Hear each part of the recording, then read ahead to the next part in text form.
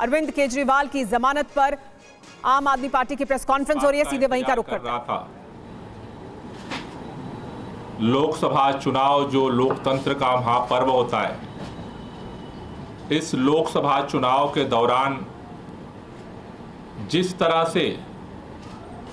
तीन बार के प्रचंड बहुमत से चुने हुए मुख्यमंत्री को लोकसभा चुनाव में प्रचार से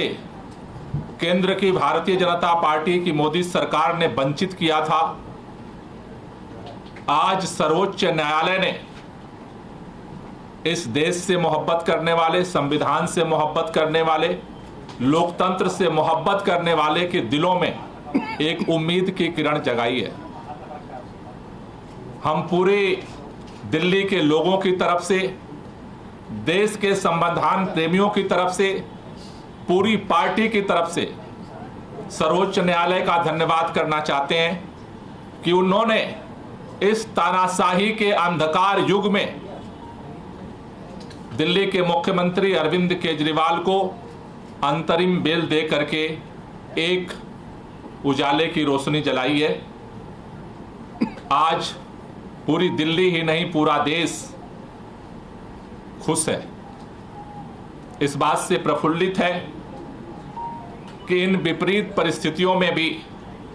भारत के अंदर हमारे स्वतंत्रता संग्राम सेनानियों के कुर्बानी के दम पर जो संविधान मिला, लोकतंत्र के जो अलग अलग स्तंभ बने, आज भी इस तानाशाही के अंधकार युग में भी अपनी भूमिका को निभाए हैं। इसके लिए तहे दिल से बहुत बहुत शुक्रिया। ये सत्य की जीत हुई है, क्योंकि जिस तरह से बिना किसी सबूत के, बिना किसी एफआईआर के, जिस तरह से अचानक उठा करके मुख्यमंत्री जी को जेल में डाला गया, आज सुप्रीम कोर्ट के अंतरिम बेल मिलने से एक बात साबित हुई है कि आज सत्य की जीत हुई है और लोगों में एक उम्मीद की किरण बंधी है। मैं पूरे दिल्ली के लोगों से, देश के लोगों से एक ही बात कहना चाहता हूं कि जो इस देश के अंदर हम सब ने मिलकर के लोकतांत्रिक तरीके से, संवैधानिक तरीके से, वोट की ताकत से इस देश से तानाशाही को खत्म करने का, संविधान को बचाने का, लोकतंत्र को बचाने का जो अभियान चलाया है, अरविंद केजरीवाल जी के बाहर आने से ये और मजबूत होगा। पूरा देश मिलकर के इस लड़ाई को लड़ेगा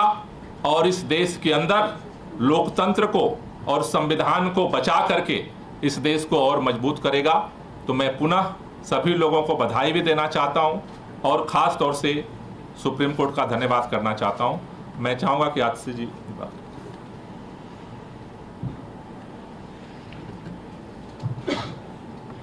आज जो सुप्रीम कोर्ट का फैसला आया है, इस फैसले से सिर्फ अरविंद केजरीवाल जी को अंतरिम जमानत नहीं मिली, इस फैसले से सत्य की विजय हुई है, इस फैसले से लोकतंत्र की विजय हुई है, इस फैसले से देश के संविधान की विजय हुई है। हमारे देश के इतिहास में जब जब संविधान खतरे में आया है, जब जब लोकतंत्र खतरे में आया है, तो हमारे देश में सुप्रीम कोर्ट सामने आया है और लोकतंत्र की रक्षा करने में सुप्रीम कोर्ट ने एक बहुत बड़ी भूमिका निभाई है। आज भी अरविंद केजरीवाल जी को अंतरिम जमानत देकर, अरविंद केजरीवाल जी को चुनाव में प्रचार में आने के लिए जमानत जो सुप्रीम कोर्ट ने दी है, इस फैसले से लोकतंत्र की रक्षा होगी, क्योंकि इस देश में लोकतंत्र हमारे देश का सबसे बड़ा सिद्धांत है। लोकतंत्र में चुनाव, फ्री एंड फेयर इलेक्शंस हमारे संविधान की नींव है कि हर व्यक्ति को बराबरी का अधिकार है चुनने का। आज इस देश में एक तानाशाही की सरकार है, एक सरकार जो विपक्ष को खत्म करने की कोशिश कर रही है, एक सरकार जो लोकतंत्र को खत्म करने की कोशिश कर रही है और एक सरकार जो आज देश के संविधान को खत्म करने की कोशिश कर रही है। लेकिन इस तानाशाही का अंत होगा और 2024 के ही इस चुनाव में होगा। और मैं एक बार फिर सुप्रीम कोर्ट का धन्यवाद करना चाहती हूं सामने आकर लोकतंत्र को बचाने के लिए। और मैं इस देश के लोगों से अपील करना चाहती हूं